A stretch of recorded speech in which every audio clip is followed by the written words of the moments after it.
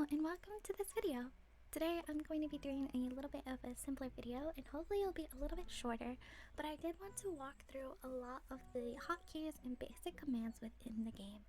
This is for anyone who may not have realized some of this, and this is also for beginners who are just starting out and want to learn a lot of the easier commands and hotkeys just to make your life a little bit better as you work. Now, first thing I want to make note of is hitting Z will undo and hitting X will redo. And there isn't a limit as to how much you can undo and redo. You have an infinite amount of times. But the second you undo, as we know there's two buildings here, if I undo them and draw something else, I cannot go back to that last part. So I do want to just mention that you can undo and redo. If you undo and do something new, that gets rid of your previous history.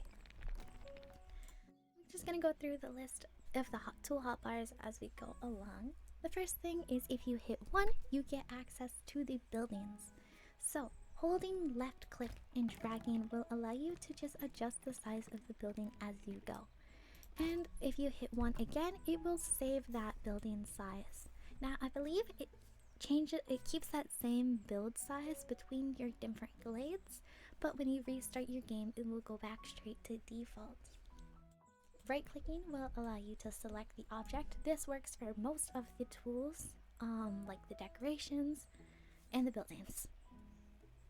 I think that's what right-click does. Here you get a lot of the list of options. You are able to do most anything with it, including the roof sizing. The only thing you can't do from this section that you can do from the outside, of course, is adjusting the roof steepness.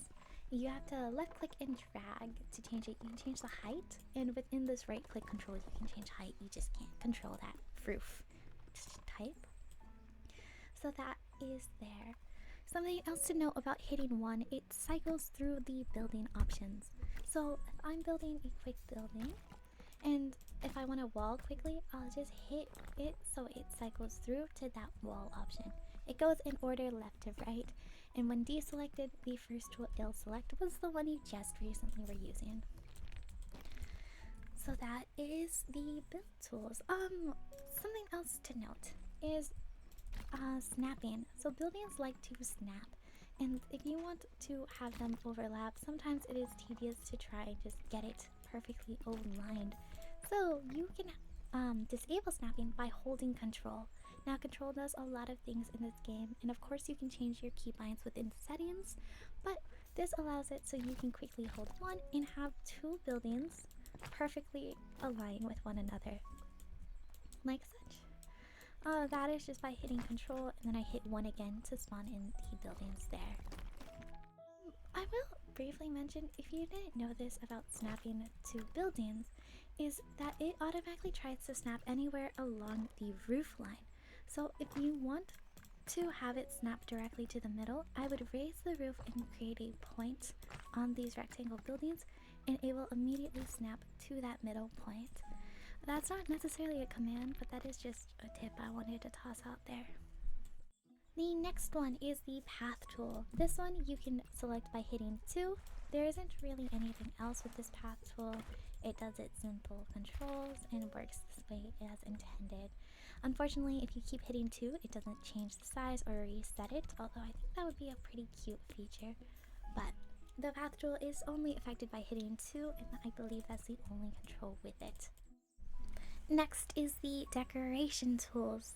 This one is pretty self-explanatory. You can hit 3 and it'll give you the decoration tools. Of course, when building, you sometimes have these decorations along. I don't think my mouse is shown, so I'll point it out with this. You have some decorations on the cottage windows. The gothic and the arrow slits do not come with decorations that hang, but the stuff can spawn alongside. Now if you want to change the decoration spawned here, you can just left click on the window again. Now of course that changed the decoration here, but you can cycle through it to however you want it to be. Sometimes what people will do is, if they want some decorations outside here, is you can put a trap door. And if it has the space to spawn, it will. But do keep in mind, you do have this little plateau for now. There isn't a way to get these decoration stuff to spawn outside that. Yeah, so windows of course can go up to 3 sizes, but hitting Ctrl will allow you to deselect the windows. Now this works the same way as if you don't want them to snap together to become a bigger size, you can just hold Ctrl and that will allow it to not connect. So you can have all those windows so close to each other and not have to have them connect. This works the same with Gothic windows, of course, so you can have them right next to each other without having them connect. And same with arrow slits. So if you wanted to have arrow slits next to each other, just hitting Control and then you can place them down.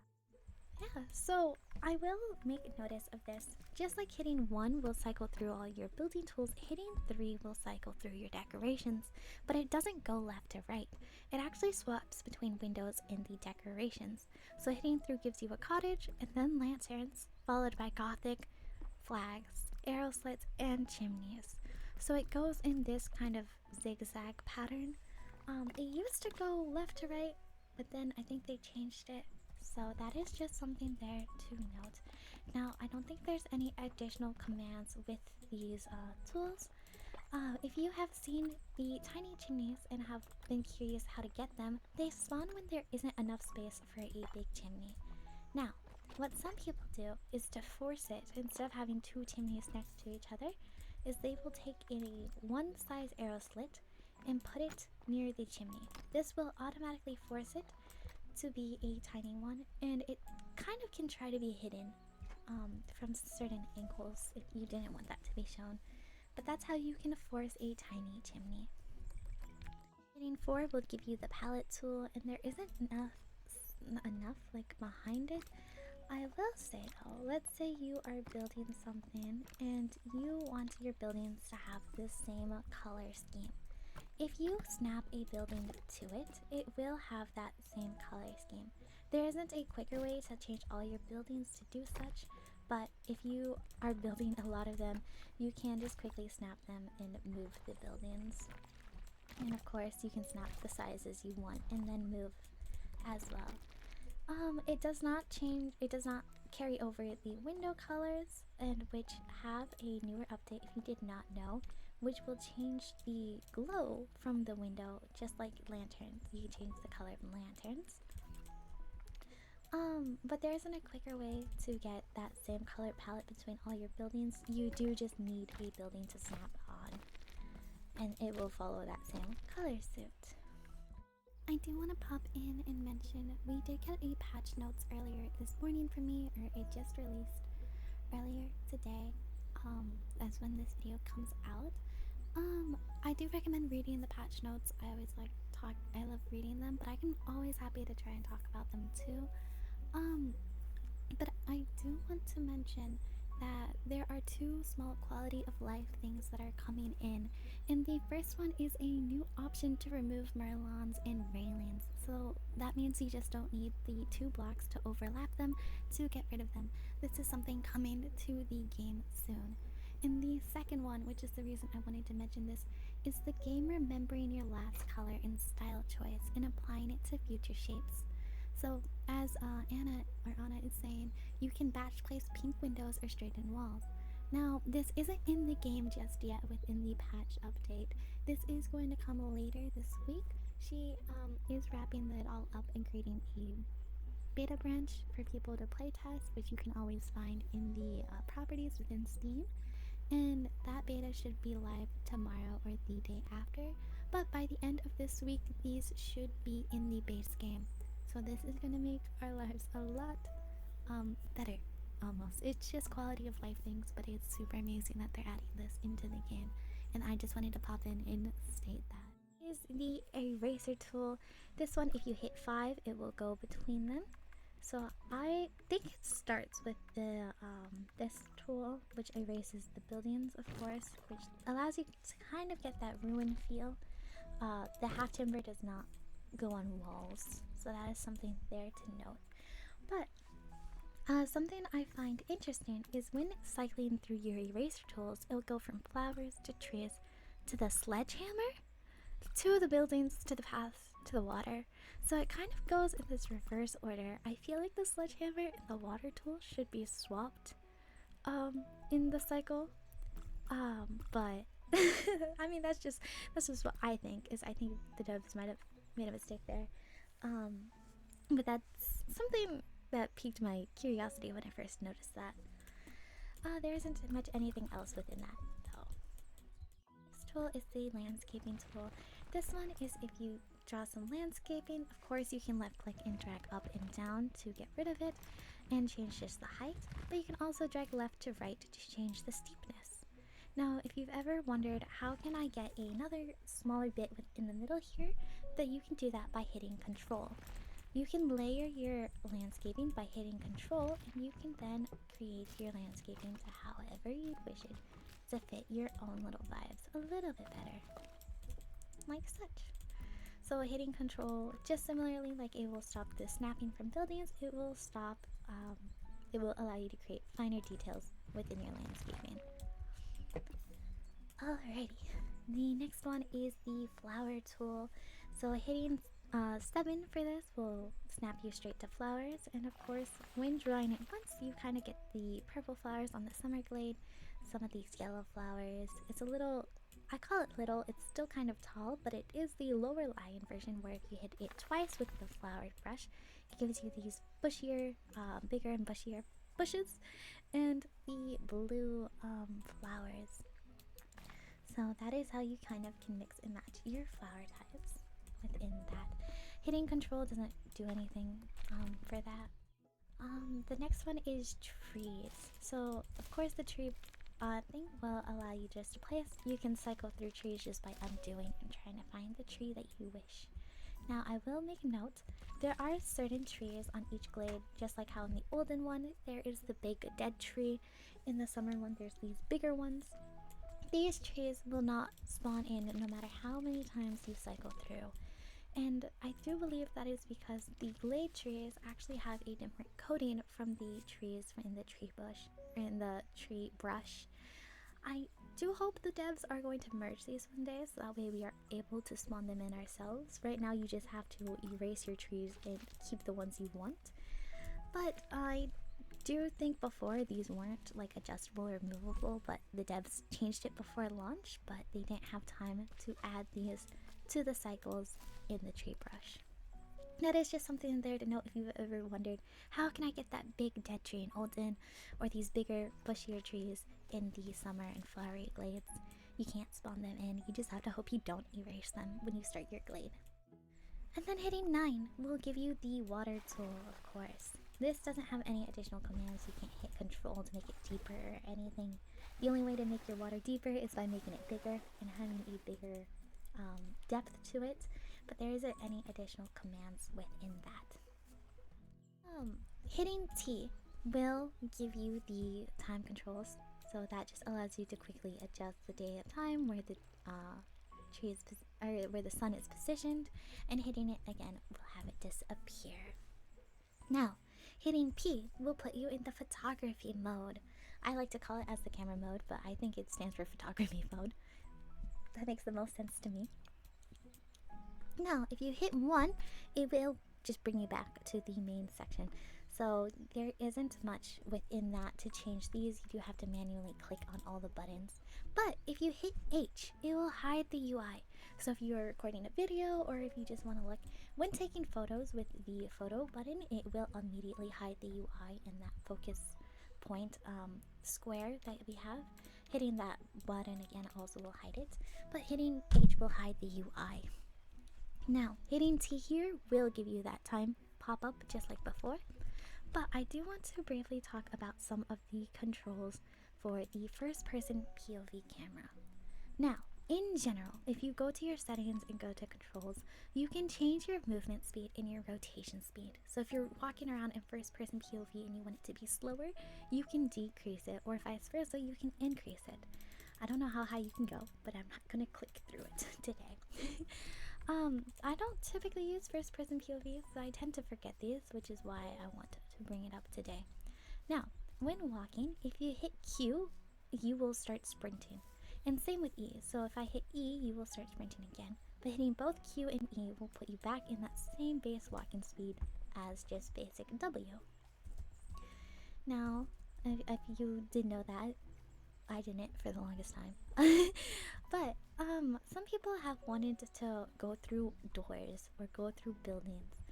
Now, if you hit Ctrl, you get a little ghost pop up in the top right corner. This is the no clip, so you can go through buildings with this version. If you stop holding it, you are stuck in your building, but holding Ctrl will just allow you to no clip through buildings and such. Now, if you hold Ctrl and face upwards and hit W, you can start flying. And this will allow you to go to your balconies that some buildings perhaps have or such. And when you stop hitting Ctrl, it will just bounce you straight back down to the closest flat part of the build. Holding Ctrl and Q will decrease your height. So if you've ever wanted to go down, or if you hold Ctrl and E, it will increase your height. So if you're walking around and you wish you were a little bit taller, you can just hold E and it will increase your height as you walk around as such. And Q will just decrease your height as the vice versa. Now I do believe that is the main controls for the first person POV. I do believe in the map version, of course you can zoom in and out with your mouse, but Q and E will, or Q will slowly zoom you in.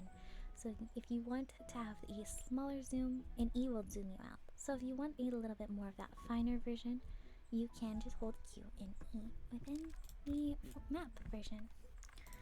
I do believe that is most of the controls.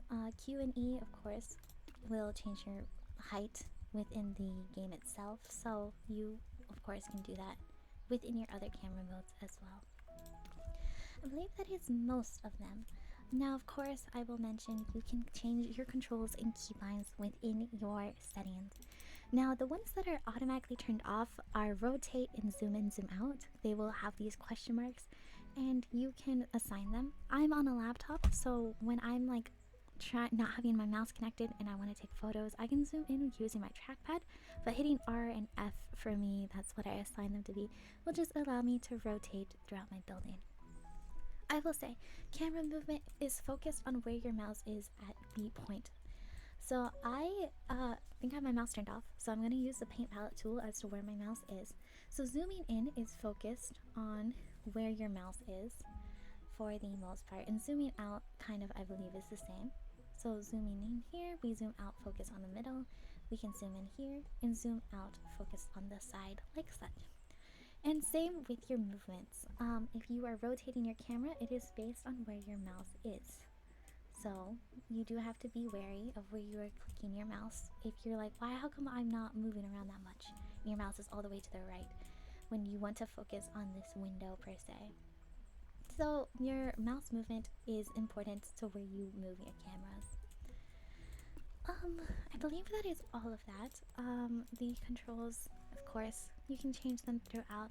Something you might not have noticed is this last part, the camera keyframe UI. Now, this is also not set.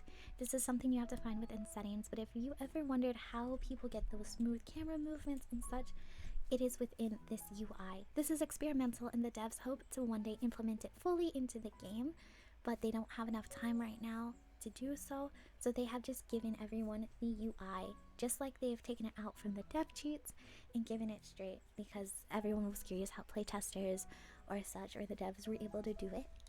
Now, you can play around with it yourself, but I have it set to K, but this is just how you can play around and get those smooth camera movements yourself. Now I believe that is all. I really hope it wasn't that long. I will probably try to shorten it as fast as I can, but these are most of the basic commands within Tiny Glade. I hope something might have been useful for somebody out there. You can find a list of all the basic commands within the game or within the tutorial, I feel. I think the main notable thing is the first person POV, because you can't really find these controls anywhere. But anyways, thank you so much for watching this video, and I hope you guys have a lovely day. Bye!